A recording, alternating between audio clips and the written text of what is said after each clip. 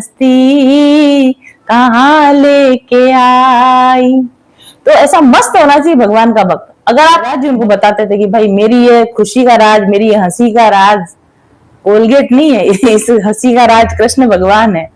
ठीक है, के लिए नरसिंह भगवान का अवतार हो जाए आज हमारी कथा में। इसके लिए करोड़ नाम जाप जब आप पूरा कर लेते हो ना, तो इसी जन्म में आपको भगवान के दर्शन हो जाते हैं और आप मोक्ष प्राप्ति के अधिकारी हो जाते हो, है ना। स्वाभाविक प्रेम होता है कि हाँ भगवान अच्छे लगते हैं, लेकिन जब आप नाम जप करने लगते हो, अनुष्ठान पूर्वक भगवान की भक्ति करने लगते हो, फिर भगवान बहुत ही अच्छे लगने लग जाते हैं। पिछले सारे जन्म याद आ गए, और ये भी याद आ गया कि किस जन्म में क्या क्या किया था, और ये भी समझ में आ गया सारा ज्ञान आने के बाद में कि भगवान के चरणों की भक्ति के सिवा कहीं भी शांति नहीं मिलेगी, सफलता नहीं मिलेगी, मुक्ति नहीं मिलेगी।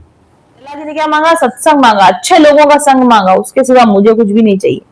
तो जो लोग भगवान के अलावा कुछ भी और चाह रहे हैं ना, वो अज्ञानी है, और जो भगवान के सिवा कुछ भी नहीं चाहते हैं वही सच में ज्ञानी है। Hello everyone, welcome again to today's कथा। 7वां स्कंद समाप्त होने वाला है भाई। हिरण्यकश्यपु मरने वाला है आज, तो इजीली थोड़ी मरेगा, वो भी तो अपना पूरा जोर दिखा रहा है। जितनी ज्यादा 1 घंटा ज्यादा जिंदा रह गया आज हिरण्यकश्यपु तो कोई बात नहीं, भगवान के अगर देर है अंधेर नहीं है, आज नहीं तो कल नहीं तो परसों मरना तो उसको है ही, घंटा भर देर से सही। जय श्री कृष्ण। तो कोई बात नहीं, देर आए दुरुस्त आए तो हम लोग प्रहलाद जी की अभी, ठीक है, अभी हम लोग प्रहलाद जी की कथा कर रहे थे, और हमने देखा कि प्रहलाद जी ने एक बीइंग एन एम्पैथ किस तरीके से अपने नार्सिसिस्ट फादर को ग्रे रॉक ट्रीटमेंट दिया, और अल्टीमेटली उनके फादर को हार माननी पड़ी। एक बार तो हार मान ली उन्होंने, लेकिन जब उन्होंने क्रांति शुरू कर दी, दैत्य समाज में उन्होंने क्रांति लाना शुरू कर दिया, दैत्यों के बच्चों को उन्होंने भगवत भजन में लगाना शुरू कर दिया, तब ये कुछ चीज ऐसी थी जो कि अब घर की बात नहीं रह गई, ये बात आ गई, स्वाभिमान की बात आ गई, ये पूरे राज्य के ऊपर संकट आने जैसी जब स्थिति आ गई, तो फिर हिरण्यकश्यपु ने सोचा कि अब मुझे इस बच्चे को मरवा ही देना चाहिए। तो क्या हुआ था ऐसा, दैत्य बालकों को उपदेश देने पर क्या हुआ, इसकी कथा हम आगे करने वाले हैं।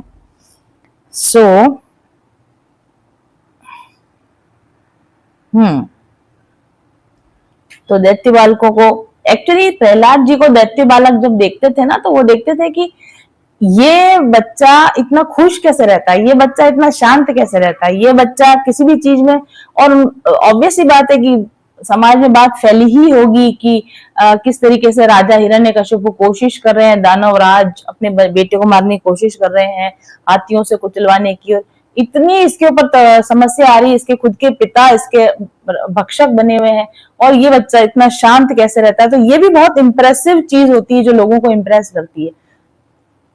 देखिए, अगर आप भक्ति करते हैं, आप भगवान का नाम लेते हैं, फिर आप तंग हैं, परेशान हैं, दुखी हैं, चिक चिक झिक झिक कर रहे हैं, तो लोग ये सोचेंगे कि ऐसे भक्त बनने से तो बेटर हम बिना ही भक्ति के अच्छे। लेकिन एक्चुअल बात ये भी है कि अगर आपने रियल भक्ति करी है ना लाइफ में, तो आपकी लाइफ से थोड़ा ये जो अशांति ना वैसे समाप्त होती ही है।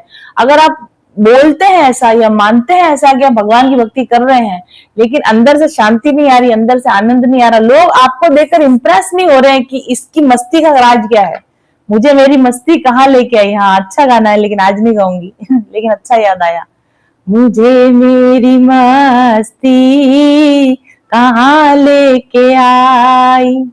तो ऐसा मस्त होना चाहिए भगवान का भक्त। अगर आप भगवान की भक्ति करने का दावा करते हो और फिर आपके अंदर वो मस्ती नहीं झलक रही, कैसी बच्चों जैसी मस्ती नहीं झलक रही है ना, तो समझ लो कि आप ना, आपके अंदर भी भगवान की भक्ति आई नहीं। बाल सुलभ मस्ती आ जाए और यूं बिल्कुल ऐसा लगे कि कूद कूद के नाचूं मैं थोड़ी थोड़ी देर में, तो आप समझ लेना कि आपकी भक्ति दृढ़ हो रही है भगवान। डर अंदर से खत्म हो जाए, सहजता आ जाए, मूड स्विंग होना बंद हो जाए, ठीक है, और हर टाइम आपको ऐसा लगे कि ये आदमी इतनी मस्ती के मूड में क्यों रहता है, तो आप समझ जाना कि हाँ, अब भक्ति आई है अपने अंदर। तो ऐसी मस्ती प्रहलाद जी को बहुत ऐसा उनके चेहरे पे सुकून और आनंद और मस्ती आती रहे, और तो फिर लोग इंप्रेस होते हैं, फिर वो सोचते हैं कि ये ऐसा क्या कर रहा है जो हम भी करें, तो इसकी जैसी मस्ती हमको भी आए, राइट। जब मैंने जॉब छोड़ी थी ना अपनी, मैं ऐसे सोची थी कि लोग क्या बोलेंगे कि है ना उसने पढ़ाई लिखाई इतनी कर कुरा के और देखो ये बेवकूफ जॉब छोड़ के बैठ गई है, और लोग मेरे को क्या बोलेंगे। लेकिन हुआ क्या है कि मैंने जॉब छोड़ी, जॉब छोड़ने के बाद में क्या, एक तो जिंदगी में पहली बार इतना सोने को मिला, क्योंकि भाई जॉब में तो ये था कि जॉब से पहले पढ़ाई थी, तो सुबह जल्दी उठो और जल्दी ट्यूशन पे जाती थी मैं। मदर अभी मैसेज करेंगी, देखो मेरे को 5 बजे उठती थी मैं सुबह, 5 बजे उठ के और ट्यूशन पे दौड़ते थे हम लोग, कभी फिजिक्स की ट्यूशन, कभी केमिस्ट्री की ट्यूशन, और फिर उसके बाद कॉलेज में पढ़ाइयाँ करनी, कॉलेज खत्म हुआ तो सर्विस में जुट गए। तो मतलब जब मैंने जॉब छोड़ी उसके बाद जो चेहरे पे सुकून आया और जो शांति आई और जो ग्लो आया और जो मस्ती आई मेरे को, मतलब फ्री की रोटियां खाने को मिल रही थी, मतलब जिंदगी में पहली बार बिना कुछ किए आराम से रोटी खाते सो जाते, वो जो मस्ती वाली लाइफ जब मैंने पहली बार जी ना अपनी लाइफ में, तो उसका ग्लो, उसकी मस्ती मेरे चेहरे पे ऐसी दिखाई देती थी कि फिर किसी को ये सोचने की या बोलने की हिम्मत ही नहीं हुई कि जॉब क्यों छोड़ी। शक्ल पे नजर आ रहा है कि जॉब क्यों छोड़ी। इसी तरह से जो भक्त लोग होते हैं ना, तो भक्तों की मस्ती देख के दूसरों को मस्ती चढ़ती है, और भक्तों की मस्ती देख के दूसरों को मुझे लगता है कि अरे हम भी भक्ति करें, इसको इतना मजा आ रहा है तो हमको भी मजा आएगा, और आता ही है। और अगर नहीं आ रहा तो समझो कि अभी आपका क्या कनेक्शन सही भगवान के साथ बैठा नहीं है। भगवान के साथ कनेक्शन बैठाएगा तो मस्ती आएगी। मेरे बच्चे मेरे को बोलते हैं कि मम्मा आपको थोड़ी थोड़ी देर में क्या हो जाता है, आप इस ऐसे बिल्कुल पागलों की तरह हरकत करने लग जाते हो। मेरे को मस्ती आ रही होती है, मैं बच्चों के साथ में मस्ती करती हूँ मैं एकदम से। वो इसीलिए आती है क्योंकि मन से भक्त जो होता है ना भगवान के ऊपर निश्चिंत होता है, यार चलो छोड़ो जो होगा देखा जाएगा। तो ऐसी मस्ती प्रहलाद जी को वहां आती थी, और उस मस्ती को देख देख कर फिर उनके दोस्त पूछते थे कि भाई क्या खा के आया तू। कभी कभी मेरे बच्चे, मैं विटामिन वगैरह खाती हूँ ना आजकल, तो और सभी को खानी चाहिए, क्योंकि अभी क्या है कि कोविड के बाद में हम लोगों का शायद हमारा कुछ सिस्टम ऐसा हो गया है कि हमारा मिनरल्स या विटामिन को बॉडी में रिटेन करने की या तो पावर खत्म हो गई, या मेरी एज की वजह से भी हो सकता है। तो विटामिन 12 और विटामिन D3, क्या बोलते हैं, B12 D3 और मल्टीविटामिन अगर मैं आजकल डेली खाती हूँ, तो फिर मेरे बच्चे, कभी मैं ज्यादा मस्ती कर रही होती है घर में तो मेरे बच्चे बोलते मम्मा आज 2 विटामिन गोलियां खा ली, विटामिन की गोली ज्यादा खा ली क्या, डबल विटामिन B12 खा लिया क्या आज आपने। तो ऐसी मस्ती जब भक्तों को आती है तभी तो दूसरे लोगों को आप उसमें लगाओगे, उस काम में जिसमें आपको ही मजा नहीं आ रहा है। आप खुद भक्ति कर, अभी एक रोजाना वो वीरेंद्र सिंह जी वो रोज मैसेज करते, 20 साल से भगवान का भजन कर रहा हूँ, 20 साल से भगवान की भक्ति कर रहा हूँ, मेरी जिंदगी में कुछ खुशी है। भैया जी दो ही बातें हो सकती है, कि या तो आपकी भक्ति में वो मस्ती, भक्ति में वो परिपक्वता आई नहीं है कि आपको अपनी जिंदगी में मस्ती आनी शुरू हो जाए, और या फिर आपके पिछले कर्मों का बोझ इतना ज्यादा है कि इतनी भक्ति करने के बाद, इतने नाम जाप के बाद भी आपकी जिंदगी में वो चेंज आ नहीं पा रहा है जो आना चाहिए। भक्तों की जिंदगी में मस्ती होती है। आप इस्कॉन मंदिर में चले जाओ, आप वहां वृंदावन के इस्कॉन में, किसी भी इस्कॉन में चले जाओ, अरे यार के उनको देख देख के इतना आनंद आता है कि हम भी ऐसी गोपी ड्रेस खरीदे, हम भी ऐसे नाचे। ठीक है।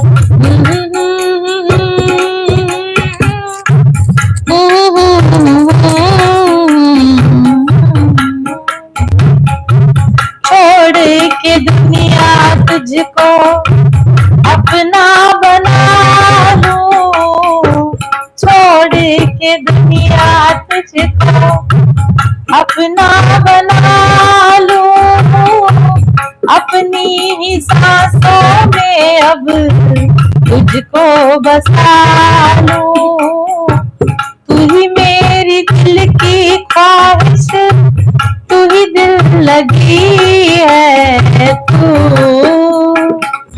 मेरी जिंदगी।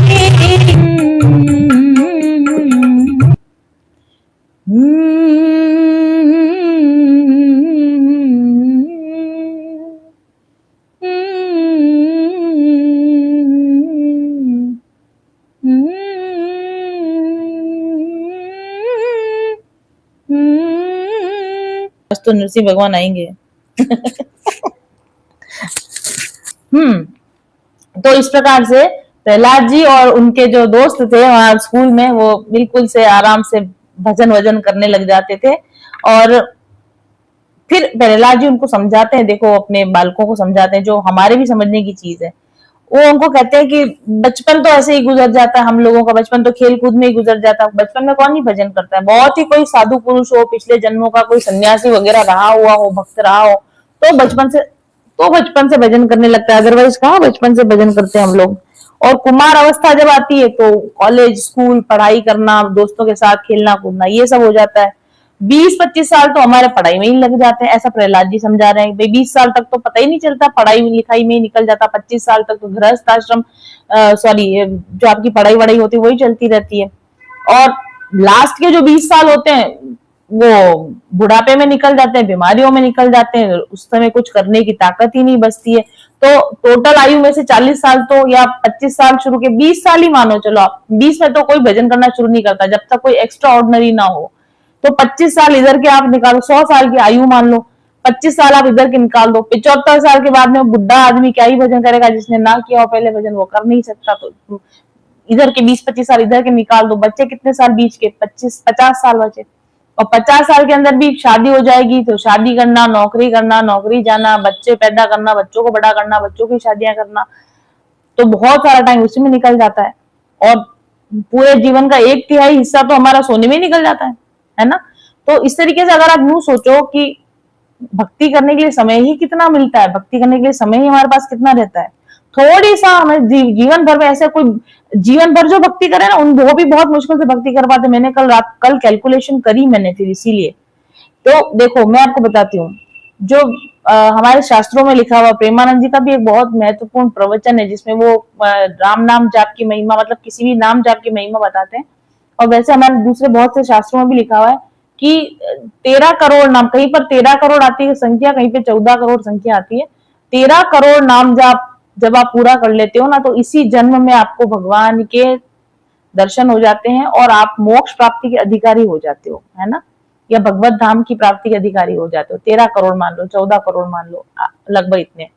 अब आप सोचो, अभी आपकी जो भी उम्र है, ठीक है, अभी ऑलमोस्ट आपकी 30 के ऊपर ही होगी, 30, 35, 40, ये तो मिनिमम आयु होती है जब हम कथा सुनने लगते हैं, जब हम थोड़े जिंदगी के थपेड़ों से तंग आ जाते हैं, जब हम दुनियादारी से थोड़े परेशान हो जाते हैं, लोगों के टॉक्सिक बिहेवियर से परेशान होकर थक हार के भगवान की तरफ आते, वो अवस्था आते आते 30-35 साल के तो हम लोग वैसे हो ही जाते हैं। अब 30-35 साल की एज से अगर आप भजन करना शुरू करो और आप ये डिसाइड करो कि मेरे को तो इसी जन्म में मोक्ष का अधिकारी बनना है, क्योंकि देखो ये है नाउ और नेवर वाली स्थिति, ये करो या मरो वाली स्थिति है। ये जो गांधी जी ने नहीं चलाया था, करो या मरो ही चलाया था ना, एक्चुअली करो या मरो की स्थिति यहाँ पर भी है। या तो आप एक ही बार में दम लगाकर इस मैट्रिक्स से बाहर निकल जाओ, और नहीं तो अगले जन्म का कोई भरोसा नहीं है कि क्या सर्कमस्टेंसेस बने, आप कर पाओ भजन, बन पाए आपसे भजन नहीं बन पाए, या मरते मरते कुछ ऐसी स्थितियां हो जाए जैसे जड़ भरत के साथ में हुआ था कि मरते मरते कुछ कहीं और ही ख्याल चला गया, फिर हमारी एक दो जिंदगियां वैसे ही खराब हो गई है ना, अगला जन्म मनुष्य का मिला ही नहीं, कुछ लास्ट के टाइम में पता नहीं क्या ऐसी बात याद आ गई कि सारी चीजें हमारी लाइफ की खराब हो गई, एक और जन्म खराब हो गया, तो वो हो सकता है।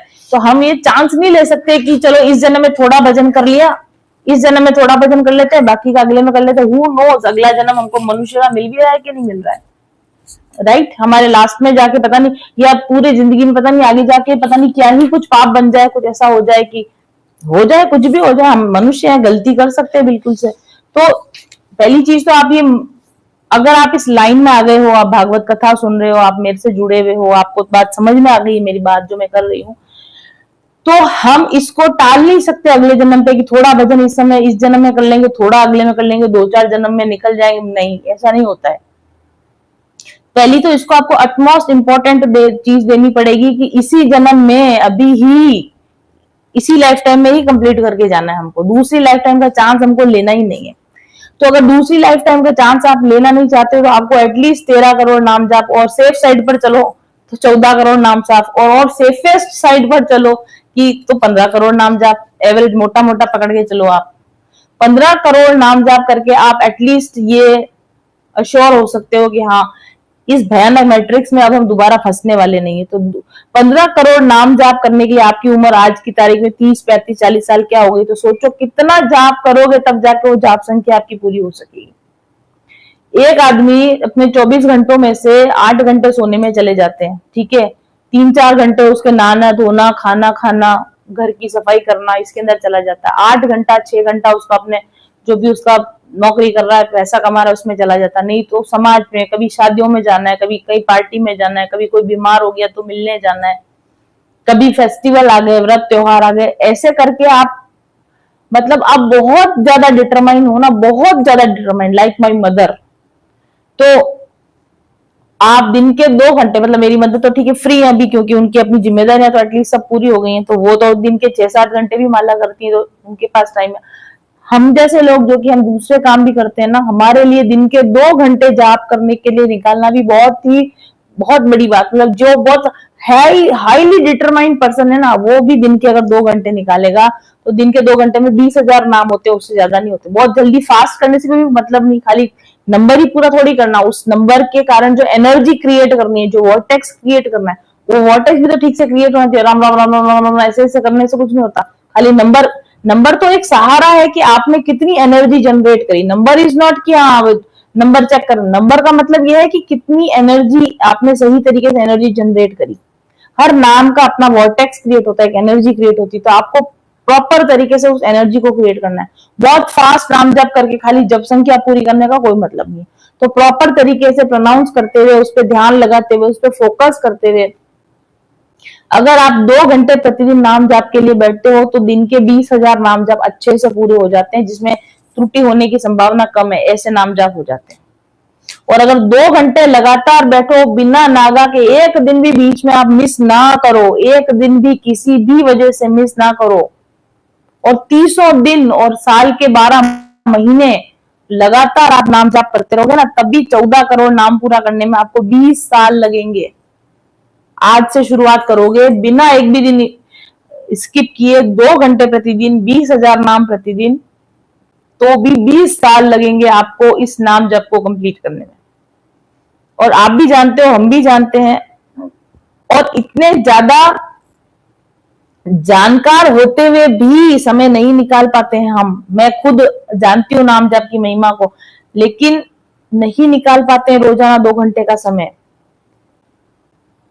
अगर मान लीजिए, और लेडीज के साथ तो दूसरी प्रॉब्लम भी लगी रहती हैं, 4-5 दिन तो वैसे ही नाम जाप नहीं कर सकती, फिर उसके बाद कुछ और हो जाता है, लाइफ में कुछ और हो जाता है, कहीं जाना पड़ जाए, ये होना पड़ जाए, कुछ भी हो जाए। मैं अपना लाइफ का अनुभव बता रही हूँ कि पूरे महीने में ये डिटर्मिनेशन करते हुए भी कि मुझे रोज नाम जाप करना है, 20 दिन से ज्यादा मैं बैठ ही नहीं पाती नाम जाप के लिए। अगर 20 दिन प्रतिदिन 2-2 घंटा बैठे तब इस संख्या को पूरा करने में 30 साल लगते हैं। अभी तो ये भी पता नहीं अगले 30 साल हम जिंदा भी रहने वाले कि नहीं रहने वाले। और अगर खुदा ना खास्ता थोड़ा प्रोकास्टिनेशन, जो कि ज्यादातर हम भक्त लोग होते हैं, एम्पैथ थोड़े आलसी टाइप के होते हैं, प्रोकास्टिनेट ज्यादा करते हैं एम्पैथ लोग, तो और या फिर दूसरा कोई क्रिएटिव आइडिया आ गया, फिर किसी और प्रोजेक्ट में लग गए, किसी और काम में लग गए, गिरते पड़ते कभी किया कभी नहीं किया, कभी किया कभी नहीं किया, नाम जाप किया, यानी कि महीने के 15 दिन आपने नाम जाप किया, 15 दिन आप नहीं कर पाए तो सोचो, और वो भी प्रतिदिन, मतलब 15 दिन 2-2 घंटे किया आपने, तो आपको 40 साल लगेंगे इस संख्या को पूरा करने में। और 2 घंटे बैठना आसान नहीं होता, ये मुझे पता है। अगर 1 ही घंटा बैठ पाए और 15 ही दिन बैठ पाए, जो कि ज्यादा पॉसिबिलिटी इसी बात की है कि हम महीने में 15 दिन ही बैठ पाए नाम जाप के लिए और 1 घंटे से ज्यादा ना बैठ पाए, तो 80 साल लगेंगे इस संख्या को। 80 साल तो बचे ही नहीं। जो लोग भी कथा सुन रहे हो, 99.99% अगले 80 साल बचे नहीं है आपकी लाइफ के अंदर। तो आपको एवरेज हिसाब लगाना पड़ेगा। आप भी अपना हिसाब लगा के देख लो कि आप अभी किस एज के हो, और अगले 20 साल में अगर आप कथा पूरा, अपना नाम पूरा करना चाहते हो, तो आज से लगोगे तो कितने दिन आपको करना पड़ेगा, महीने के कितने दिन डेली बैठना पड़ेगा, कितने घंटे बैठना पड़ेगा, तब आप इस नाम जाप को पूरा कर पाओगे।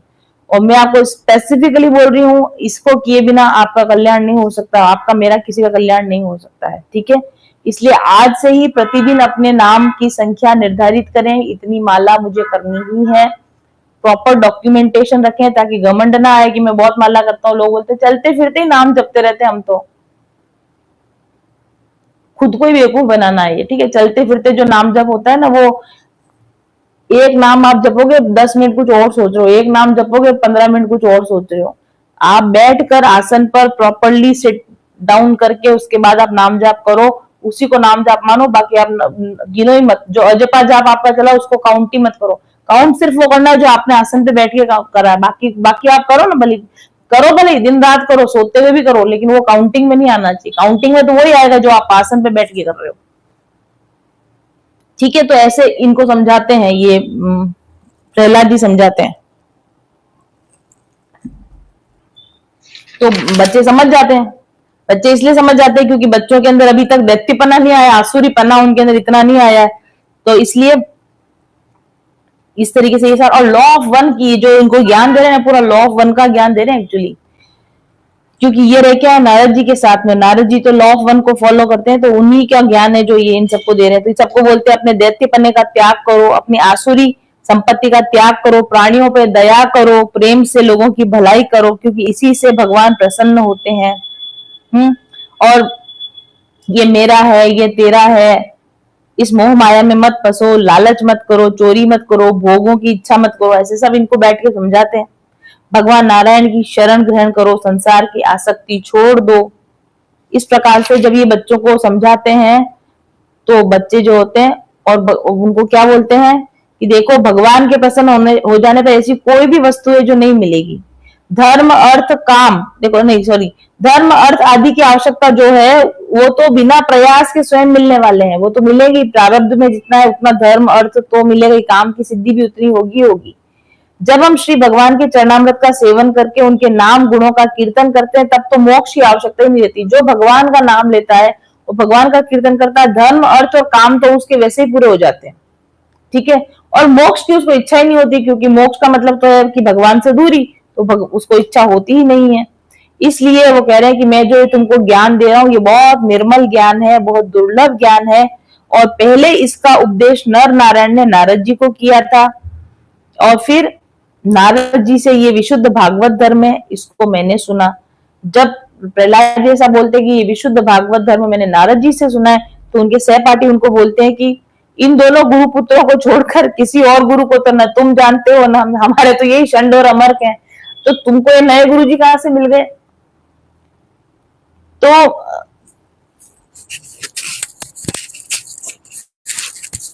ये दो ही तो टीचर है हमारे, ये नारद जी कौन से गुरु बन गए, कब आ गए ये। और तुम तो अभी छोटी अवस्था के हो, तुम तो महल में अपनी माँ के पास ही रहते हो, तो ये नारद जी से कब मिल गए तुम। हमारा विश्वास करने वाली हमको विश्वास नहीं हो रहा, तो हमारी शंका का समाधान करो।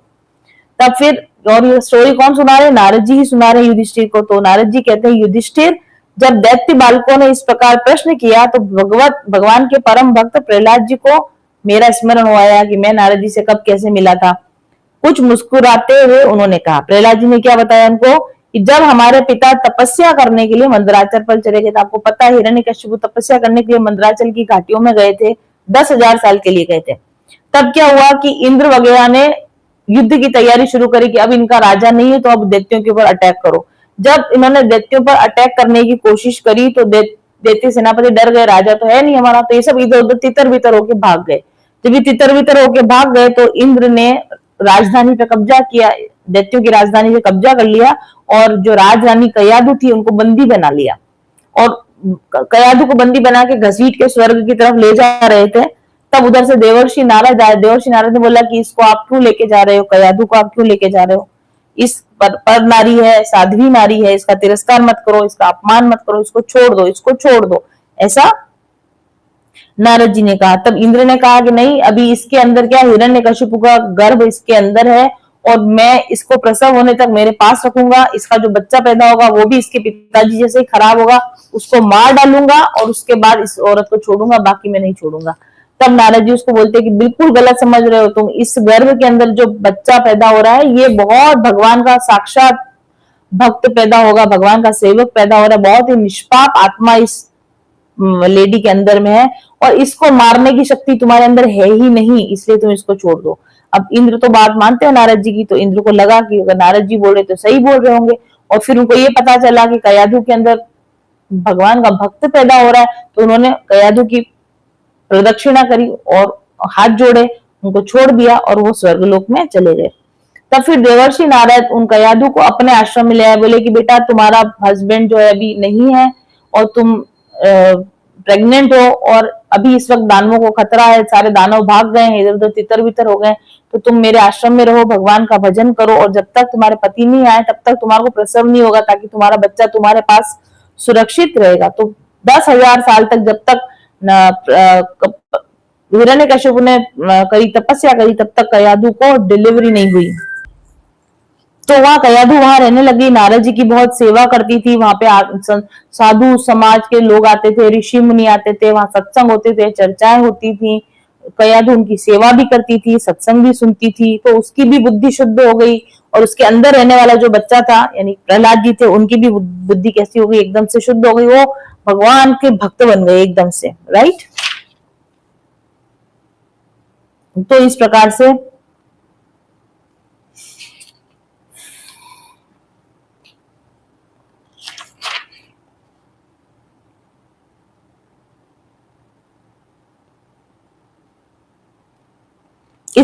प्रहलाद जी उनको बता रहे थे कि यहाँ इस तरीके से मुझे नारद जी मिले और उनकी वजह से ही मैं बिल्कुल ही भगवान का भक्त हो गया।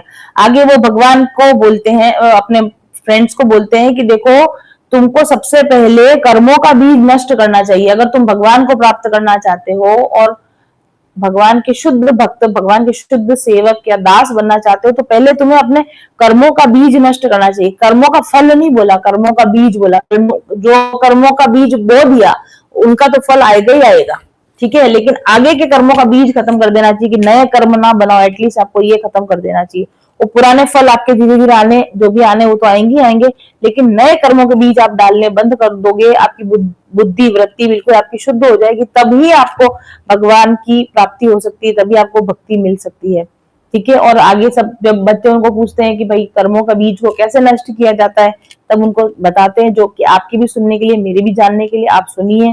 वो कहते हैं गुरु की प्रेम पूर्वक सेवा, अपने को जो कुछ मिले वह सब प्रेम से भगवान को समर्पित कर देना, भगवत प्रेमी महात्माओं का सत्संग, भगवान की आराधना, उनकी कथा वार्ता में श्रद्धा, उनके गुण लीलाओं का कीर्तन, उनके चरण कमल का ध्यान और उनका दर्शन पूजन, ये सब करने से क्या होता है, भगवान में स्वाभाविक प्रेम हो जाता है। This is step 1।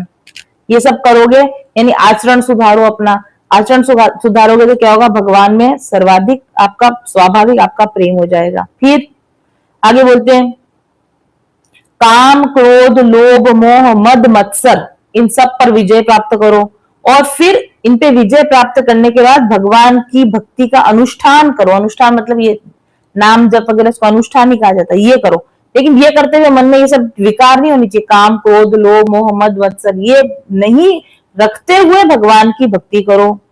तब क्या होता है, तो उन्हें भगवान श्री कृष्ण के चरणों में अनन्य प्रेम की प्राप्ति हो जाती है, उनको बहुत प्रेम हो जाता है। फिर भगवान से पहले स्वाभाविक प्रेम होता है कि हाँ भगवान अच्छे लगते हैं, लेकिन जब आप नाम जप करने लगते हो, अनुष्ठान पूर्वक भगवान की भक्ति करने लगते हो, फिर भगवान बहुत ही अच्छे लगने लग जाते हैं। और जो इतने अच्छे भगवान लगने लग जाते हैं, तब स्टेप नंबर 3 क्या आती है? जब भगवान के लीला शरीरों से किए हुए अद्भुत पराक्रम, उनके अनुपम गुण और चरित्रों का श्रवण करके अत्यंत आनंद से मनुष्य का रोम रोम खिल उठता है। देखो, भगवान में इतना प्रेम हो जाए, इतना प्रेम हो जाए कि भगवान की बात के सिवा कोई बात अच्छी ना लगे, कि आपको सिर्फ कथा ही सुननी है, सिर्फ भगवान के बारे में जानना है। और जब भगवान की बात करते करते करते दिल एकदम खुशी से पागल हो जाए, एकदम रोम रोम आपका गदगद हो जाए, आंसुओं से कंठ गदगद हो जाए, और वह संकोच छोड़कर जोर जोर से गाने, चिल्लाने और नाचने लगे भगवान के प्रेम में। कभी कभी करुण क्रंदन करे, कभी कभी वंदना करे, कभी भगवान में तन्मय हो जाए। मतलब इतना ज्यादा भगवान में खो जाए कि रो रहा है तो भी भगवान के लिए, हंस रहा है तो भी भगवान के लिए। ऐसी तन्मयता जब भगवान के अंदर हो जाती, तब तब उस भक्ति के योग के प्रभाव से कर्मों का बंधन कट जाता है। तो भक्ति से किस तरह से कर्मों के बंधन कटते, ये बताया। ठीक है, कर्मों का बीज किस प्रकार से खत्म होता है? भक्ति योग से कटता है। भगवान की भावना करते करते, यानी भगवान को याद करते करते हृदय में पूरा हृदय तदाकार भगवान में हो जाता, अंदर इतनी भगवान के प्रति ऐसा होता है कि आप और भगवान एक ही हो जाओ। ऐसा जब अंदर से भावना उठने लगती हैं, तब उस समय जन्म मृत्यु के बीजों का खजाना जल जाता है। जन्म मृत्यु का बीज मतलब कर्म, वही तो है, कर्म का बीज ऐसे जलता है, और तब वह पुरुष श्री भगवान को प्राप्त कर लेता है। इसी को तीव्र भक्ति योग कहा जाता है। तो जैसे कि वीरेंद्र जी कह रहे हैं ना कि मैं रोज 20 साल से नाम जाप कर रहा हूं, मैं रोज मंदिर दर्शन करने जाता हूं। डेफिनेटली जाते होंगे, डेफिनेटली नाम जाप करते होंगे, लेकिन ये स्थिति नहीं आई है ना। इसीलिए जो कोई कठिन कर्म का ऐसा बीज है जो नहीं गल पा रहा है, जिसकी वजह से चीजें नहीं हो पा रही है, लेकिन जब तक ऐसा तीव्र भक्ति योग आपके जीवन में नहीं आए, तब तक कर्मों का बंधन कटता नहीं है। इसीलिए मैंने बोला कि नो इफ्स एंड बट्स, दूसरे चांस की बात नहीं, करो या मरो। करनी है तो फिर इतनी करो, फिर तो ये कि या तो मत ही करो, फिर तो पूरे असुरी बन जाओ, और करनी है तो फिर इतनी करो, इससे कम तो ना ही करो। ऐसा वो उनको बता रहे कि भक्ति करो मतलब इतनी करो, इससे कम वाली भक्ति नहीं चलेगी। इस तरह की आप भक्ति करो, ठीक है। और इस प्रकार की जब कोई भक्ति करता है, तो भले दैत्य हो, यक्ष हो, राक्षस हो, स्त्री हो, शूद्र हो, अहीर हो, पक्षी हो, मृग हो, कोई भी पापी जीव हो, अगर वो इस तरीके से भगवत भजन करने लग जाता है, तो वो भगवत भाव को ही प्राप्त हो जाता है। ऐसा बताया प्रहलाद जी ने अपने फ्रेंड्स को। अब क्या हुआ? दैत्य बालक निर्दोष थे तो उन्होंने बात मान ली, प्रहलाद की बात मान ली, और गुरु जी की दूषित शिक्षा की ओर ध्यान देना ही बंद कर दिया। अब दूसरे, जैसे प्रहलाद ध्यान नहीं देते थे कि क्या पढ़ाया जा रहा है, सब ने पढ़ाई छोड़ दी, क्या पढ़ा रहे वो सुन ही नहीं रहे, और सभी विद्यार्थियों की बुद्धि एकमात्र भगवान में स्थिर हो गई। अब तो टीचर्स देखकर घबरा गए। पहले तो एक बंदा था जो हमारी नहीं सुनता, अब तो पूरा का पूरा स्कूल कोई हमारी बात नहीं सुनता। तब वो बहुत घबरा गई, अब तो हिरण्यकशिपु हमको छोड़ेगा नहीं, तो ये हमको पकड़ना है, इसके पहले वही चलेगा हिरण्यकशिपु के पास। और वहां जाकर निवेदन किया उनको कि भाई आपके इस बच्चे ने तो हमारे मतलब कि पूरे स्कूल का माहौल खराब कर दिया, आपके इस बच्चे ने, ठीक है। और सारे लोग भाई भक्ति करते हैं, सब भगवान विष्णु के भक्त हो चुके हैं। अब तो ये बात सुनकर हिरण्यकशिपु का तो क्रोध के मारे शरीर थर थर कांपने लगा, और उसने निश्चय किया कि अब तो प्रहलाद को मैं ही मारूंगा। इतने दिन तो उसने दैत्यों के हाथ में सौंप दिया था कि जाओ इसको ले जाके मार दो कहीं ले जाके, तो वो मार नहीं पाया। उसने कहा मैं खुद मारूंगा अब तो इसको। तब बुलाया, प्रहलाद को बुलाया। जब प्रहलाद को बुलाया गया तो प्रहलाद हाथ जोड़कर नम्रता से चुपचाप खड़े हो गए। वो तो ऐसे ही थे, खड़े हो गए। और हिरण्यकशिपु चोट खाए हुए सांप के समान फुफकारने लगा, और उसको डांटते हुए बोलता, मूर्ख, तू बहुत उद्दंड हो गया है, तू इतना नीच हो गया है कि तू दूसरे बालकों को भी अपने जैसा बनाना चाहता है। तू इतना ढीठ हो गया है, तू मेरी आज्ञा का उल्लंघन कर रहा है। मैं तुझे अभी यमराज के घर भेजकर तेरी करने का फल चुकाता हूँ। मैं थोड़ा सा भी क्रोध करता हूँ तो लोकपाल तक कांप जाते हैं, और तू छोटा सा बच्चा, मैंने तेरे को इतना डराया, तू मेरी बात नहीं सुन रहा, मेरी आज्ञा के विरुद्ध काम करता है। तो प्रहलाद जी वैसे ही बिल्कुल ठंडे स्वभाव से और बिल्कुल धीरे से उनको समझाते हैं। और क्या समझाते, देखो वो बोलते हैं कि, और देखो उनका जो मिसकंसेप्शन था ना कि ब्रह्मा जी सबसे ऊंचे हैं, विष्णु तो उनके नीचे अंडर में है, तो यहाँ वो उनका कॉन्सेप्ट होता है, सीधे सीधे उसके गलत चीज को ही पिन पॉइंट करता है। वो कहता है कि ब्रह्मा से लेकर सभी जीवों को भगवान ने अपने वश में कर रखा है, समस्त बलवानों के बल भगवान है, सर्वशक्तिमान प्रभु स्वयं काल है, सबका इंद्रिय बल वही है, मनोबल वही है, देह बल वही है, भगवान है, ब्रह्मा जी नहीं है। परमेश्वर ने ही विश्व की रचना करी है, परमेश्वर ही रक्षा करते हैं, वे ही संहार करते हैं, तीनों गुणों के स्वामी वे हैं। ये जानकर आप अपना असुर स्वभाव छोड़ दीजिए। तो जो भगवान को इस रूप में नहीं मानते हैं वो असुर हैं, कि भगवान ने ही तीनों गुणों को तीनों तरीके से भगवान ही बना रहे हैं, पालन करें, संहार करें, ये भगवान ही कर रहे हैं, ऐसा आप नहीं मानते हो, ब्रह्मा जी को आप सब कुछ मानते हो, ये आपका असुरी स्वभाव है, इसको छोड़ दीजिए। अपने मन को सबके प्रति समान बनाइए। मेरा तेरा का जो आपका ये है ना मेन फंडा, ये मेरा तेरा, इसको छोड़ दीजिए आप, और सबके प्रति मन में समता का भाव लाइए। बिल्कुल डायरेक्टली उसने फादर को ही बोल दिया कि आप ये गलत कर रहे हो। सबके प्रति मन में समता का भाव लाइए, यही भगवान की सबसे बड़ी पूजा है। और जो लोग अपनी इंद्रियों पर तो विजय प्राप्त नहीं करते और दिशाओं पे विजय प्राप्त करने जाते हैं वो मूर्ख हैं, क्योंकि ये बोला ना कि मैं सभी दिशाओं का राजा हूं, तो वो तो डायरेक्टली बोल रहा है कि अपनी इंद्रियों पर तो विजय प्राप्त नहीं करी, क्रोध पर विजय प्राप्त नहीं करी, और आप दिशाओं का आप कहते हो कि मैं दिशाओं का राजा हूं, तो आप मूर्ख हो। डायरेक्टली ऐसे बोल दिया उसने, ठीक है। अब तो हिरण्यकशिपु को जब इतना डायरेक्ट बोल दिया, तब तो हिरण्यकशिपु चोर की दाढ़ी में तिनका ऐसे थोड़ी बोला पापा आप ऐसा करते हो, उसने ऐसा बोला कि जो लोग इंद्रियों पर विजय प्राप्त नहीं करते हैं फिर भी दसों दिशाओं को जीतने चले जाते हैं वो मूर्ख हैं।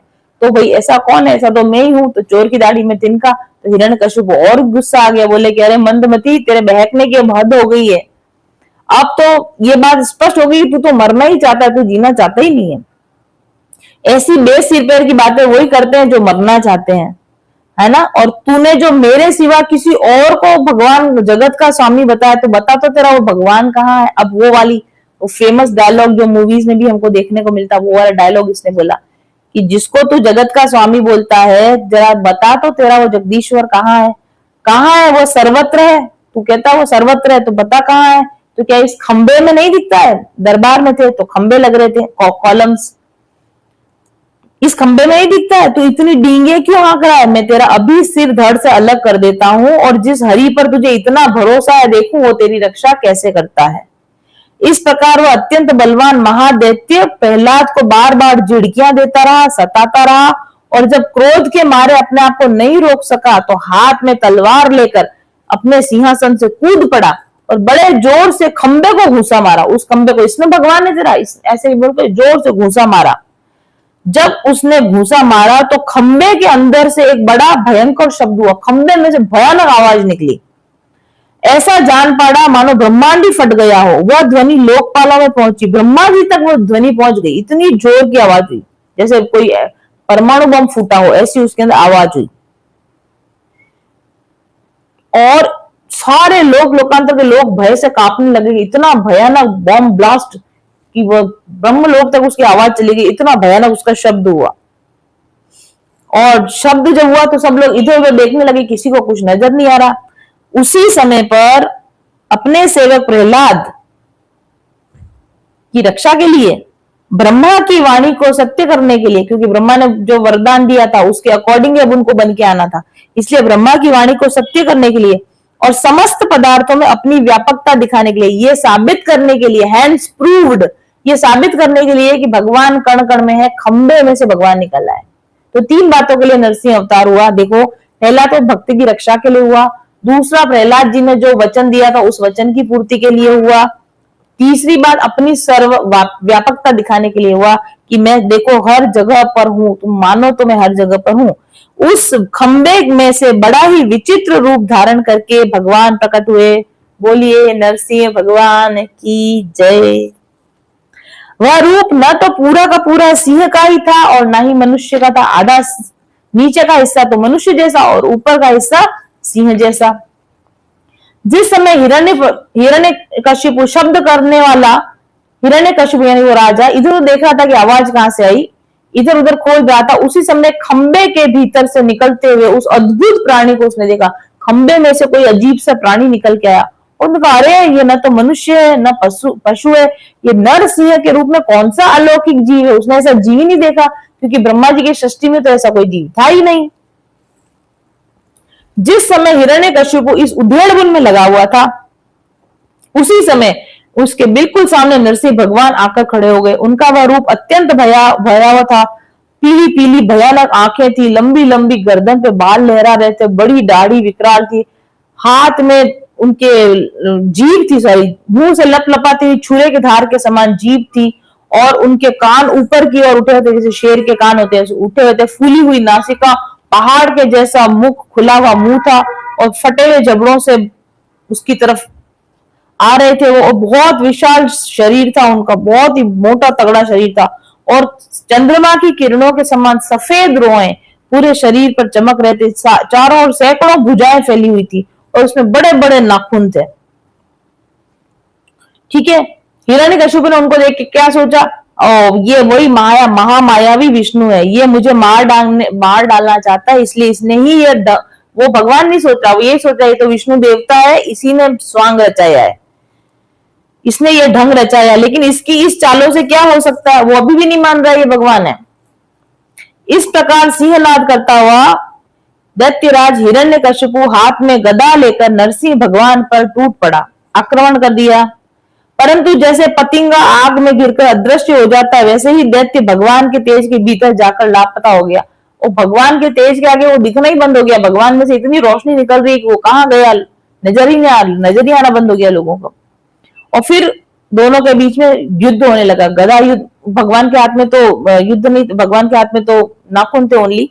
वो गदा से भगवान को मारने लगा, तो भगवान ने उसको उठाया, जो थोड़ा सा उसने भगवान ने उसके साथ खेला, जैसे उसके भाई के साथ भी खेला था उसी तरह से उसके साथ में भी खेला, और फिर उसको पकड़ा और पकड़ के सभा भवन के दरवाजे पर लेकर गए, अपनी जांघों पर गिरा दिया, और खेल खेल में अपने नखों से उसको उसी प्रकार फाड़ डाला जैसे गरुड़ महाविषधर सांप को चीर डालता है। जैसे चीर फाड़ कर दी ना, उसके पूरे शरीर को चीर फाड़ कर दिया। चीर फाड़ क्यों कर दिया, क्योंकि आपको पता है शुक्राचार्य के पास संजीवनी विद्या है। अगर शरीर को शत विक्षत नहीं करेंगे, शरीर को पूरा खत्म नहीं कर देंगे, तो वापस जिंदा कर देगा इसको। ठीक है ना, क्योंकि वो उस समय गए हुए तपस्या के लिए गए हुए थे संजीव, और ये आ गए थे उस समय तक, जब तक की घटना घटी वो आ गए थे। और संजीवनी विद्या उनको पता है, संजीवनी विद्या लेके शुक्राचार्य जी आने वाले हैं, इसलिए उनके आने से पहले ही उसकी तितर बितर कर दी, आंतड़ियां निकाल दी, हड्डियां निकाल दी, मांस खून सब तितर बितर कर दिया उसको। और उसके आंतों को उठाया, पेट में से आते हैं उठाई और गले में माला की तरह पहन ली, और पूरा कलेजा फाड़ दिया और उसको जमीन पे पटक दिया। और उसके बाद में हजारों दैत्य दानव शस्त्र लेकर भगवान पे प्रहार करने के लिए आए, तो भगवान ने अपनी भुजाओं से, लातों से और अपने नाखूनों से जितने भी दानव लड़ने के लिए आए सबको मार मार के खदेड़ दिया। मतलब बहुत सारे लोगों को मारा, सिर्फ हिरण्यकशिपु को नहीं मारा, उसके अगेंस्ट में लड़ने के लिए जितने लोग आए थे सबको उन्होंने मार के फेंक दिया। और इतने सारे लोगों को मारने के बाद भी भगवान इतने क्रोध में भगवान का क्रोध ही नष्ट नहीं हो रहा है, और ऐसे क्रोध में फड़कते हुए, मतलब उनके होठ फड़क रहे हैं, और वो जाके हिरण्यकशिपु की राजसभा में जाके, जहां उसका सिंहासन था वहां पर जाके बैठ गए। इसको सिंहासन भी इसीलिए कहा जाता है, पहले इसको सिंहासन राजगद्दी कहते थे पहले, जिसपे राजा बैठता है उसको क्या कहते हैं, राजगद्दी। लेकिन जब नरसिंह भगवान राजगद्दी पे बैठ गए तो उस राजगद्दी का नाम क्या हो गया, सिंहासन हो गया। इसलिए आज भी इसको सिंहासन कहा जाता है। तो वो सिंहासन पर जाकर बैठ गए।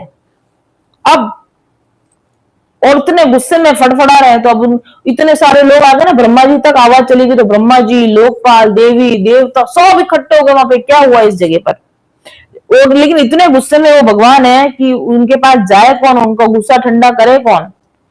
तो फिर क्या हुआ, जब स्वर्ग की देवियों को यह शुभ समाचार मिला कि तीनों लोगों की सिर की पीड़ा को हरने वाला हिरण्यकशिपु भगवान के हाथों मारा गया है, तब वे उनके आनंद से, उल्लास से चेहरे खिल गए, और वे बार बार भगवान पर पुष्प वर्षा करने लगे। आपको पता है, जैसे कोई टीम इंडिया जीतती है तो फिर चीयर गर्ल्स आती है ना बाद में चीयर अप करने के लिए, ठीक है, तो ऐसे चीयर गर्ल्स आई वहां से, कहां से, स्वर्ग से चीयर गर्ल्स आई कि वाह भगवान ने हिरण्यकशिपु को मार दिया। उनको लगा कि हमारे चीयर करने से भगवान खुश हो जाएंगे, गुस्सा शांत कर देंगे। और देवताओं का तो आपको काम ही पुष्प वर्षा कर देते हैं, मतलब भगवान खुश हो जाएंगे। लेकिन भगवान तो इतने गुस्से में कि वो चीयर गर्ल्स आई, उनकी भी बात नहीं सुनी, और देवता पुष्प वर्षा कर उनको भी नहीं देखा।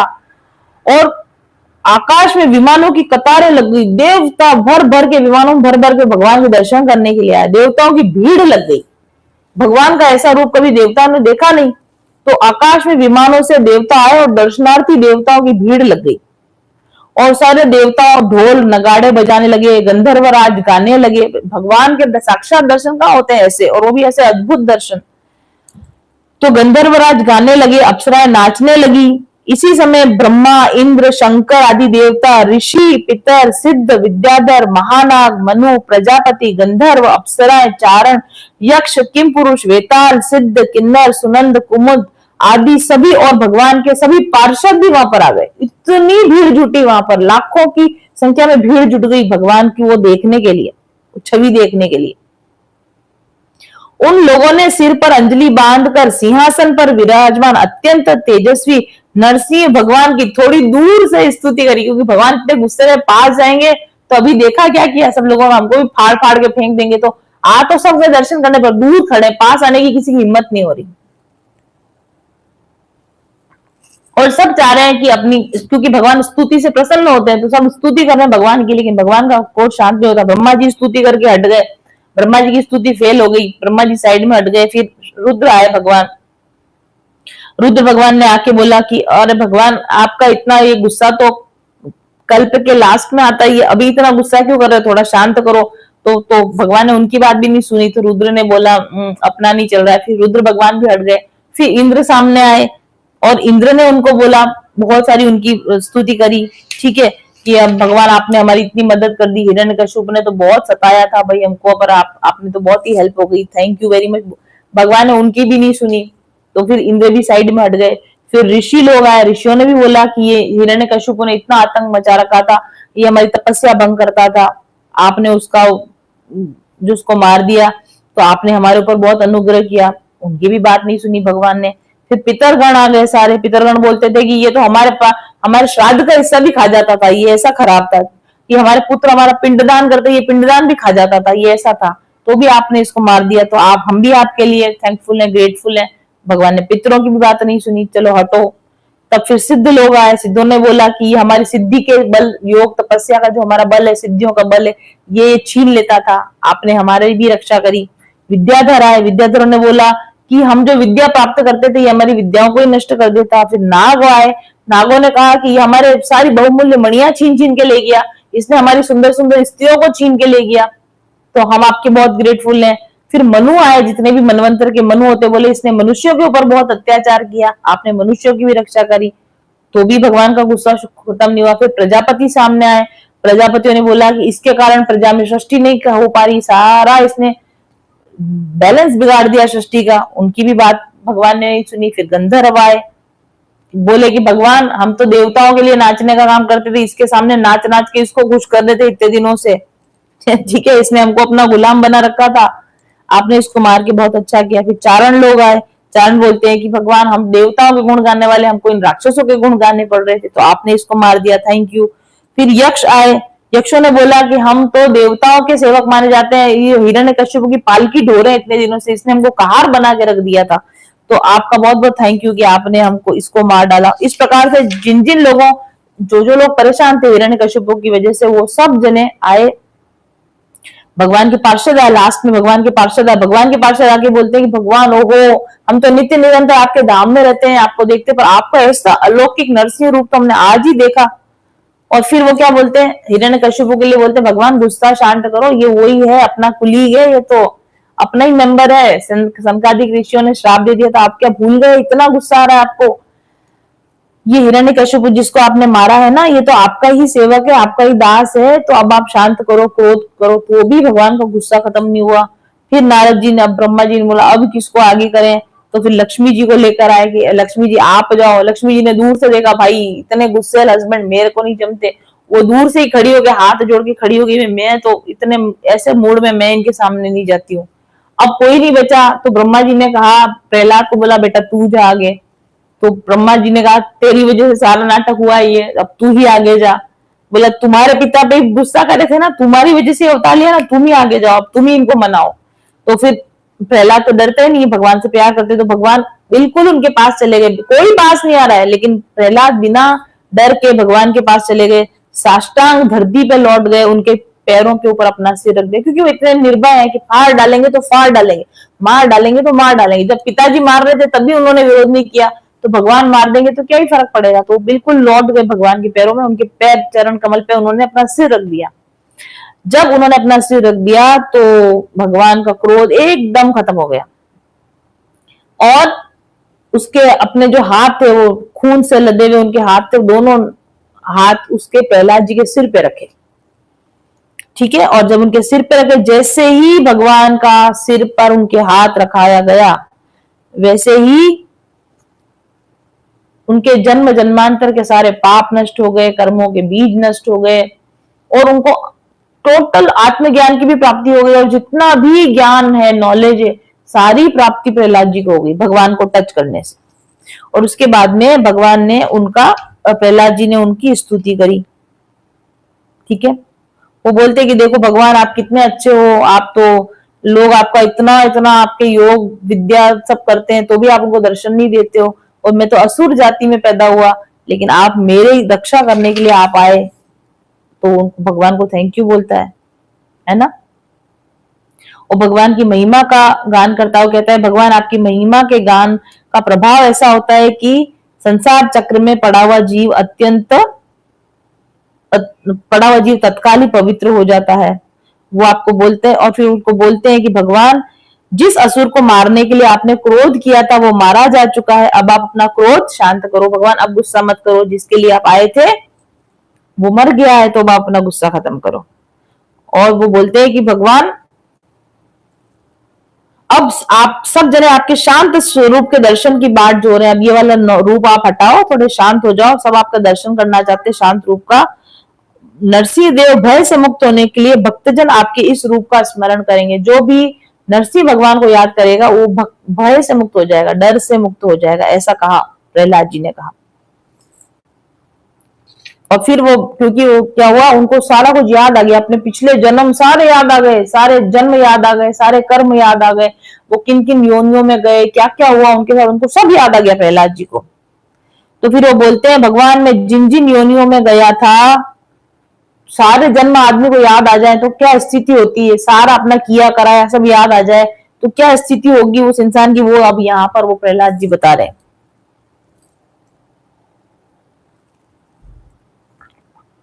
वो कह रहे हैं मैं जिन जिन भी योनियों में गया वहां हमेशा कभी तो प्रिय होता है, कभी अप्रिय होता है, कभी वियोग होता है, कभी संयोग होता है, शोक की आग में ही झुलसता रहा, सब जन्मों में सब योनियों में सिर्फ दुख ही दुख मिला, सब जगह भटकाव ही भटकाव मिला, और इतने जन्मों में मेरे को भटकने के बाद में अब मेरे को समझ में आ गया है कि भगवान आपकी अंदर ही बुद्धि लगाएं, आपकी ही लीला और कथाओं का गान करें तो ही संसार की कठिनता से पार हो सकते हैं, इसके सिवा और कोई नहीं है। क्योंकि उनको पिछले सारे जन्म याद आ गए, और ये भी याद आ गया कि किस जन्म में क्या क्या किया था, और ये भी समझ में आ गया सारा ज्ञान आने के बाद में कि भगवान के चरणों की भक्ति के सिवा कहीं भी शांति नहीं मिलेगी, सफलता नहीं मिलेगी, मुक्ति नहीं मिलेगी, ठीक है। इसलिए वो कहते हैं कि आप तो बस मेरे को क्या दो, अपने चरण कमलों में लगा रहने दो, मुझे अपनी भक्ति दे दो।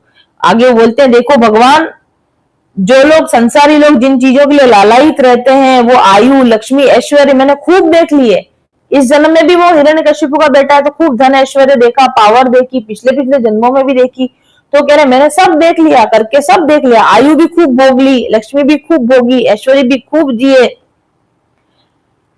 ठीक है। इसलिए अब मुझे ना लक्ष्मी चाहिए, ना ऐश्वर्य चाहिए, कुछ नहीं चाहिए, मुझे कुछ भी अब नहीं चाहिए, क्योंकि भगवान उनको बोल रहे हैं वरदान मांगने की बात करें तो वो कह रहे हैं मुझे कुछ भी नहीं चाहिए, आप तो मुझे अपने दासों की सन्निधि में ले चलिए, आप तो मुझे वहां रखो जहां आपके दास रहते हैं, जहां आपके सेवक रहते हैं, मैं उनके साथ रहना चाहता हूँ। प्रहलाद जी ने क्या मांगा, सत्संग मांगा, अच्छे लोगों का संग मांगा, उसके सिवा मुझे कुछ भी नहीं चाहिए। और फिर वो क्या बोलते हैं कि भगवान आपने मेरे ऊपर कितनी कृपा करी है कि आपने कभी ब्रह्मा जी के भी सर पे हाथ नहीं रखा, कभी शंकर जी के सर पे हाथ नहीं रखा, आपने कभी लक्ष्मी जी के सर पे हाथ नहीं रखा, लेकिन आपने मेरे सर पे हाथ रखा। आपने मेरे ऊपर कितनी बड़ी कृपा करी है। और वो बोलते हैं कि मैं तो विषय भोगों में मरने ही वाला था, मैं दैत्यों का बच्चा था, मरने ही वाला था। ये तो भला हो नारद जी का जिन्होंने मेरे को बचा लिया। इसलिए आपके ऐसे भक्त जो ऐसे नरक में गिरने वाले लोगों को बचा लेते हैं, आपके इन भक्तों को छोड़कर मैं कहीं नहीं जाना चाहता हूँ। मुझे अगर कुछ भी चाहिए, मुझे आपके भक्तों के साथ रहना है, उसके सिवा मुझे कुछ भी नहीं चाहिए। धन, लक्ष्मी, ऐश्वर्य, मुझे ये सब कुछ भी नहीं चाहिए। ठीक है, इस प्रकार से प्रहलाद जी कहते हैं। मतलब प्रहलाद जी क्या मांगते हैं, जब उनको कहा जाता है मांगो तो कहते हैं नहीं, मुझे कुछ नहीं चाहिए। और हम लोग भगवान से मांगने जाते हैं, सफलता दे दो, पैसा दे दो, ये दे दो। और प्रहलाद जी जिनको ज्ञान हो गया, जिनको पूर्व जन्म याद आ गए, अब वो कह रहे हैं, सब कुछ जानने के बाद वो कह रहे हैं कि हमको कुछ भी नहीं चाहिए, हमको सिर्फ भगवान चाहिए। तो जो लोग भगवान के अलावा कुछ भी और चाह रहे हैं ना, वो अज्ञानी है। और जो भगवान के सिवा कुछ भी नहीं चाहते हैं, वही सच में ज्ञानी है। इस प्रकार से अब नारद जी कहते हैं कि इस प्रकार भक्त प्रहलाद ने बड़े प्रेम से भगवान के गुणों का वर्णन किया और उसके बाद वे भगवान के चरणों में सिर झुकाकर चुप हो गए। जब प्रहलाद जी ने ऐसी स्तुति करी तो नरसिंह भगवान का क्रोध शांत हो गया और वे बड़े प्रेम से और प्रसन्नता से बोले। श्री नरसिंह भगवान ने कहा, परम कल्याण स्वरूप प्रहलाद, तुम्हारा कल्याण हो, मैं तुम पे अत्यंत प्रसन्न हूं। तुम्हारी जो भी अभिलाषा हो मुझसे मांग लो, मैं जीवों की इच्छाओं को पूरा करने वाला हूं। ठीक है, जब मेरे दर्शन हो जाते हैं तब प्राणी के हृदय में किसी भी प्रकार की जलन नहीं हो सकती है। मैं समस्त मनोरथों को पूरा करने वाला हूं, इसलिए तुम मांगो, तुम्हें क्या मांगना है। लेकिन प्रहलाद जी ने उनको वही बोला, भगवान मेरे को मुझे कुछ भी नहीं चाहिए। वो क्या बोलते हैं, वरदान मांगने से क्या होता है, प्रेम और भक्ति में विघ्न पड़ जाता है, ऐसा बोलते प्रहलाद जी। नहीं, वरदान मांगने से प्रेम और भक्ति में विघ्न पड़ जाता है। इसलिए प्रहलाद जी बोलते हैं, अरे मैंने तो इतने जन्म देख लिए, अभी अभी याद आ गए उनको सारे जन्म। बोलते हैं मैं इतने जन्मों से विषय भोगों में आसक्त रहा हूं, भगवान अब मेरे को वर दे के लालच में मत डालो, मेरे को वर का लालच मत दो आप। मैं भोगों से डर के और उनसे मुझे जो दुख मिल रहा है उनकी वजह से तो मैं आपकी शरण में आया हूं, और आपकी शरण में आने के बाद आप फिर कह रहे हो वर मांग, तो मतलब ये तो फिर मैं अपने लिए क्या करूंगा, दुख ही मांगने लगूंगा। इसलिए भक्त को वरदान नहीं मांगना चाहिए। और मेरे को पता है आप मेरा टेस्ट ले रहे हो, मेरे को वर मांगने के लिए कह के क्या करो, आप फिर से विषय भोगों में मेरे को डालना चाह रहे हो, आप मेरा टेस्ट ले रहे हो। ठीक है, पर आप मेरी ऐसी परीक्षा ले रहे हो, मैं इस परीक्षा में इस बार फेल होने वाला नहीं हूं। आपसे जो सेवक कामनाएं पूर्ण कराना चाहता है वो सेवक नहीं, वो तो लेन देन करने वाला बनिया है। भगवान से भक्ति करके फिर बदले में चाहिए पैसे दे दो, ये दे दो। वीरेंद्र सिंह जी 20 साल से भक्ति करके आप कह रहे हो मुझे कुछ मिला नहीं, तो आप क्या बिजनेस कर रहे हो भगवान से, जो आप भगवान की भक्ति करके कह रहे हो मुझे कुछ मिला नहीं। यहाँ प्रहलाद जी आपको कह रहे हैं और हम सभी को भी कह रहे हैं कि भगवान की भक्ति करके बदले में कुछ चाहिए, तो फिर वो तो लेन देन हो गया, वो तो बिजनेस हो गया। ठीक है, मैं आपका निष्काम सेवक हूं और मेरा आपके साथ में कोई लेन देन का संबंध नहीं है भगवान।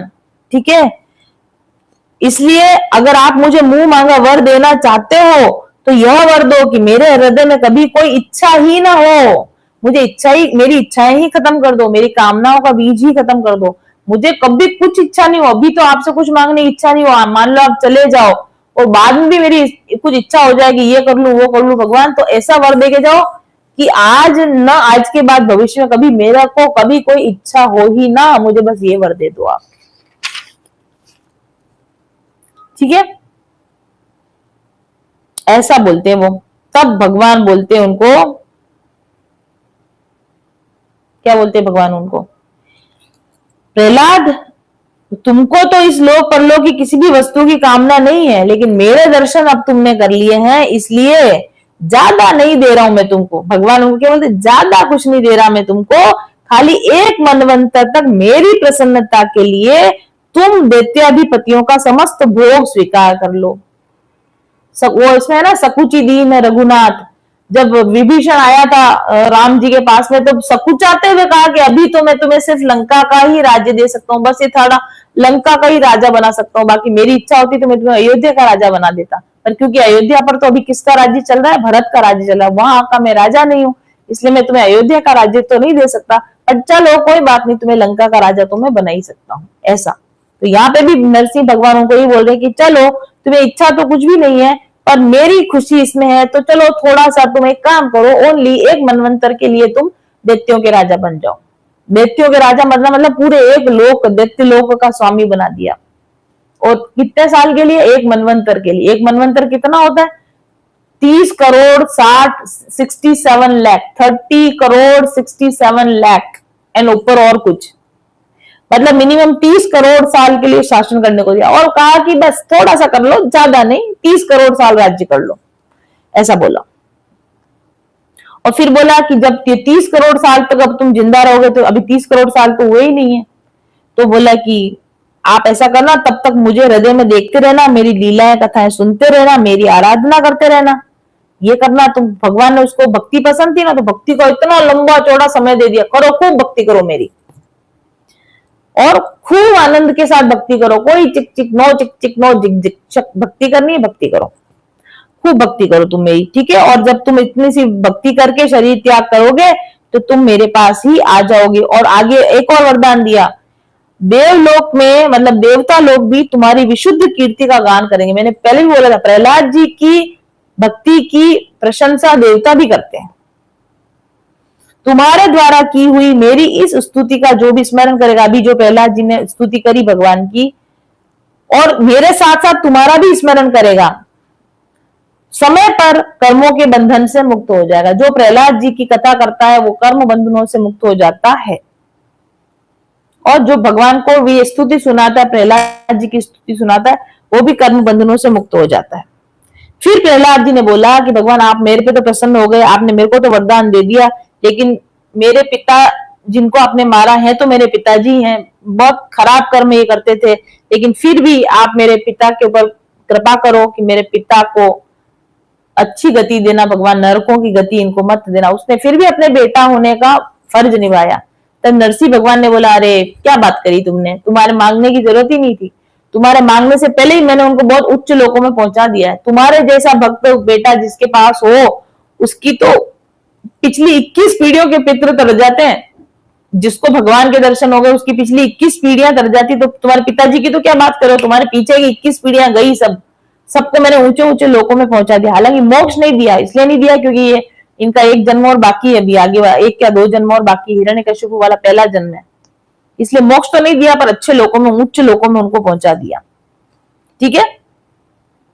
और फिर भगवान ने उनको बोला कि अब तुम इस अपने पिताजी के आसन पे बैठो। तो प्रहलाद ने बोला, पिताजी के आसन पर तो नहीं बैठूंगा। तो भगवान ने कहा, अरे पिताजी का आसन कहा, देखो मैं बैठा हूं, अब तो ये सिंहासन हो गया, अब ये मेरा आसन हो गया, मेरे आसन पे बैठो तुम, मेरा प्रतिनिधि बनकर राज्य करो तुम। तो फिर प्रहलाद जी जो है उस आसन के ऊपर बैठे, भगवान ने उनको अपने आसन पे बिठाया, उस आसन पे बिठाया, और फिर ब्राह्मणों ने उनका राज्याभिषेक किया। और फिर उसके बाद में नरसिंह भगवान ने, ब्रह्मा जी, सब लोगों ने नरसिंह भगवान की स्तुति करी। फिर ब्रह्मा जी ने नरसिंह भगवान से ऐसा कहा उस समय पर वहां पे कि भगवान, कोई भी आपके इस नरसिंह रूप का ध्यान कोई एकाग्र मन से करे तो वो सब प्रकार से भयों से बचा हुआ रहेगा, ठीक है। तो भय नाश के लिए नरसिंह कवच का जाप किया जाता है, आपको यूट्यूब पे भी मिल जाएगा, बुक भी आती है नरसिंह कवच की। डर लगे, भय की स्थिति उत्पन्न हो तो नरसिंह कवच का जाप करना चाहिए। फिर नरसिंह भगवान उनको बोले कि ब्रह्मा जी ऐसे वर मत दिया करो कि मेरे को ऐसे अजीब गेटअप में आना पड़ा ठीक है, ब्रह्मा जी को ऐसा बोला कि आप दैत्यों को ऐसा वर मत दिया करो, ये तो स्वभाव से ही क्रूर होते हैं, वर देकर हम इनको शक्ति दे देते हैं। और किसी क्रूर आदमी को शक्ति देने का क्या मतलब होता है, सांप को दूध पिलाना। तो ब्रह्मा जी मैं आपके हाथ जोड़ता हूँ, अभी ऐसे गेटअप में मुझे वापस ना आना पड़े, तो इस तरह के उठ पटांग वर आप मत देना इन लोगों को। ब्रह्मा जी ने कहा, सॉरी भगवान, गलती हो गई, अब ध्यान रखूंगा, ठीक है। इस प्रकार से नरसिंह भगवान ब्रह्मा जी को बोले, अब दोबारा ऐसा कुछ मत करना, मैं ऐसे वापस बन के नहीं आऊंगा। और फिर अंतर्ध्यान हो गए भगवान। इसके बाद में शुक्राचार्य भी आ गए तब तक वहां पे, क्योंकि वो बम की वॉइस गई होगी तो वो भी आ गए, शुक्राचार्य जी आ गए, सारे दानव वगैरह आ गए, सबने मिलके प्रहलाद जी को राजा मान लिया, अपना राजा स्वीकार कर लिया। और फिर जितने भी देवी देवता आए थे, प्रहलाद जी ने उन सब का अभिनंदन किया, सबकी सेवा पूजा करी, ब्रह्मा जी की सेवा करी, सब करके फिर सभी अपने अपने लोकों को चले गए। तो फिर युधिष्ठिर को नारद जी बोलते हैं, तो ये जो दोनों जय विजय पार्षद थे यही दिति के पुत्र हुए, ये हिरण्यकश्यप और हिरण्याक्ष, और इन्हीं का उद्धार करने के लिए भगवान ने इनको मार डाला। फिर ऋषियों के शाप के कारण इनकी मुक्ति नहीं हुई थी, तो फिर यही कुंभकर्ण और रावण बन के आए, फिर भगवान श्री राम बन के आए। फिर अभी इस जन्म में जब युधिष्ठिर अभी वहां है, तब अभी इस जन्म में यही लोग शिशुपाल और दंतवक्र के रूप में पैदा हुए हैं, और भगवान के प्रति वेर भाव रखने के कारण ये अभी अभी तुम्हारे सामने भगवान के अंदर ही समा गए, जिसकी कथा मैंने आपको करके बताई थी।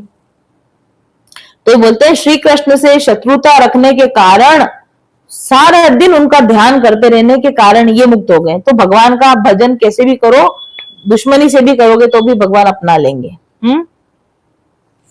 ऐसा उनको बताया।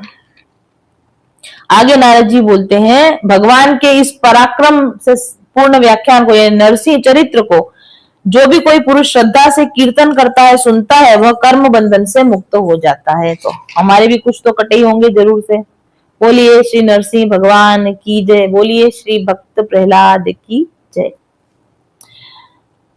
इसमें लिखा है, श्री नरसिंह लीला को और सेनापतियों सहित श्री हिरण्यकशिपु के वध को और संत शिरोमणि प्रहलाद जी के पावन प्रभाव को जो भी कोई एकाग्र मन से पढ़ता है और सुनता है, वह भगवान के अभय पद वैकुंठ को प्राप्त होता है। तो अपनी सबकी वैकुंठ में सीट हो गई है अभी बुक, ठीक है। और फिर नारद जी उनको बोलते हैं युधिष्ठिर को कि बड़े बड़े महापुरुष जिनको निरंतर ढूंढते रहते हैं, जो परम ब्रह्म परमात्मा जो हैं, जो नरसिंह भगवान बन के आए थे, वे ही तुम्हारे प्रिय हितैषी ममेरे भाई पूज्य आज्ञाकारी गुरु और स्वयं आत्मा श्री कृष्ण। ये जो श्री कृष्ण तुम्हारे साथ बैठे हैं ना, यही वो परम परमात्मा है, यही एकमात्र आराध्य देव हैं, ठीक है।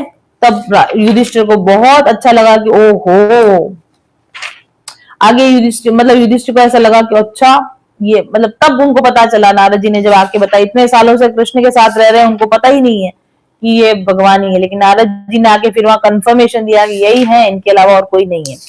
और उसके बाद नारद जी ने उनको कुछ और चीजें भी बताई सप्तम स्कंद के अंत में। धर्म के लक्षण क्या होते हैं, गृहस्थ जन्म के जीवन के लक्षण क्या होते हैं, पतिव्रता स्त्रियों के लक्षण क्या होते हैं, ब्रह्मचर्य के नियम, वानप्रस्थ के नियम, संन्यास आश्रम के नियम बताए सारे, ठीक है।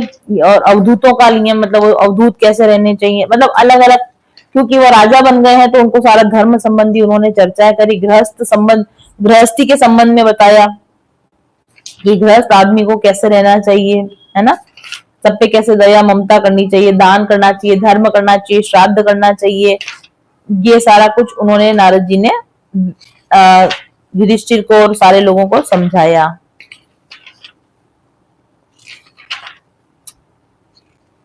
और फिर अपने पूर्व जन्म की कथा भी बताई। मैंने आपको नारद जी के पूर्व जन्म की कथा सुनाई थी कि नारद जी पूर्व जन्म में गंधर्व थे जिनका नाम उपबर्हण था, और फिर उनको श्राप मिला और उसके बाद वो दासी पुत्र बने। वो सारी कथा भी युधिष्ठिर को नारद जी ने सुनाई। और जब देवर्षि नारद ने जब ये सारी बातें सुना दी तो फिर उनसे विदा ले ली श्री कृष्ण, और राजा युधिष्ठिर से विदा लेकर और उनका सत्कार भाव पाकर चले गए। और भगवान श्री कृष्ण ही परम ब्रह्म है, यह सुनकर युधिष्ठिर के आश्चर्य की सीमा न रही। युधिष्ठिर को पता चला, पांडवों को पता चला यही भगवान है, लड़वा लिए इनसे हम रथ चलवा लिए, सब काम करवा लिए, यही भगवान है। ये सप्तम स्कंद के अंत में जाके फिर पांडवों को पता चला यही हमारे परम पूज्य, हमारे मामा के लड़के, कजिन, हमारे ब्रदर, यही भगवान है, ऐसा उनको पता चला। और इसके साथ ही हमारा सप्तम स्कंद यहाँ पर समाप्त होता है। नेक्स्ट कथा में हम 8वें स्कंद का शुरुआत करेंगे, और 8वें स्कंद में बहुत सुंदर चरित्र आता है, गजेंद्र मोक्ष की कथा आती है, हरि अवतार की कथा आती है। तो हरि बोल करेंगे हम अगली कथा में। तो आज की कथा को यहीं पे विश्राम देते हैं बड़े आनंद के साथ में। And let's sing something for our beloved God. ठीक है, तो आपको जो भी ये जिंदगी मिली है, जिंदगी मिलेगी ना दोबारा, तो ये जो जिंदगी मिली है इसी में आज से ही कैलकुलेट कर लेना अभी कितनी लाइफ बची है, आप आइडिया लगा सकते हो। तो उसमें आपको 14 करोड़ नाम पूरे करने हैं। जो जो इस लाइन को सुन रहा है ये बात मेरी सुन रहा है, ये सभी के लिए है, जो जो इस कथा को इस लेवल तक आके सुन लिया है और ये बात अभी सुन रहा है। इसी जन्म में अपने 14 करोड़ नाम जाप पूरे करने, 1 करोड़ 2 करोड़ की बात ही छोड़ दो, 14 करोड़ पूरे करने हैं, इसी जन्म में पूरे करने हैं। तो दिन के कितने करने पड़ेंगे, अपनी अपनी कैलकुलेशन करें। और जो मेरे क्लाइंट्स हैं अभी सारे, आप लोग कथा सुन रहे हो और ग्रुप में हो, अपनी अपनी कैलकुलेशन करके आप मेरे बताना कि दिन के कितने घंटे बैठोगे और कितने जाप करोगे। क्योंकि मिलती है जिंदगी में मोहब्बत, कभी कभी भगवान के प्रति ये मोहब्बत, भगवान के प्रति ये भाव, भगवान के प्रति जो आप हम यहाँ बैठ के इतनी सुंदर चर्चा कर रहे हैं, ये सबको नहीं मिलती, ये सबके नसीब में नहीं है ये बात। ये जो गूढ़ रहस्य हमको ईश्वर के बारे में पता चल रहे हैं, सबके नसीब में नहीं है ये बात। कल एक कमेंट किया था कोई शुक्राचार्य के भक्त ने किया था कि आप तो इतने पढ़े लिखे होकर बुद्ध की सेवा करते हो, भगवान की सेवा करते हो। मैंने बोला रहने दे मेरी माँ, तुम्हें तेरे समझ के बाहर है, तू रहने ही दे, तेरा आउट ऑफ कोर्स है, तू रहने ही दे। क्योंकि ये सबको नहीं मिलता, ये हमको मिला, ये बड़े सौभाग्य की बात है। ये अवसर चूक न जाना भाई मेरे, बहन मेरी, चूक न जाना। मिलती है जिंदगी में मोहब्बत कभी कभी, मिलती है। गाना तो हम गाएंगे चाहे कैसी आए खराब आवाज।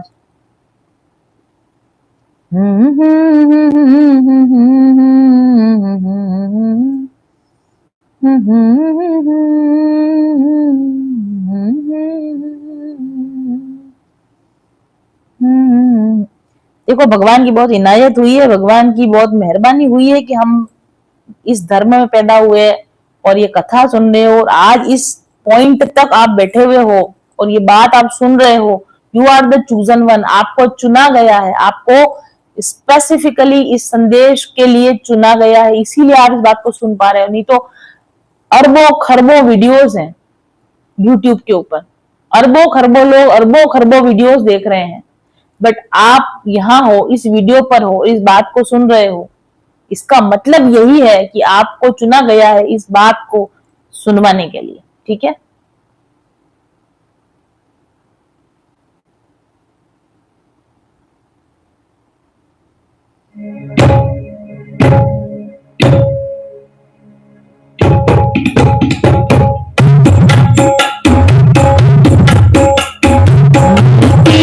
जिंदगी में मोहब्बत कभी कभी मिलती है, जिंदगी में मोहब्बत कभी कभी मिलती है, जिंदगी में मोहब्बत कभी कभी होती है, दिल बरों की कभी कभी। एक नहीं दो दो दिल भरों की इनायत हुई है आपके ऊपर, होती है दिल भरों की इनायत कभी कभी, होती है जिंदगी में मोहब्बत कभी कभी। शर्मा के मुंह नजर के सवाल पर, देखो मुंह मत अपना नाम जाप से। शर्मा के मुंह नजर के सवाल पर लाती है ऐसे मोड़ पे किस्मत कभी कभी, आती है ऐसे मोड़ पे। कोई आपके होते हुए हैं, आपकी किस्मत आपको इस कथा पर लेकर आई है। आती है ऐसे मोड़ पे किस्मत कभी कभी, मिलती है जिंदगी में मोहब्बत कभी कभी। इतना प्यार से कथा सुनाएगा क्या आपको? खुलते नहीं है रोज दरी के बाहर के, भगवान ने अपने दिल के दरवाजे आपके लिए खोले हैं। भगवान अपने धाम के दरवाजे आपके लिए खोलना चाहता है, अभी खोलना चाहता है, हमेशा नहीं खुले रहेंगे। खुलते नहीं है दरी के बाहर के,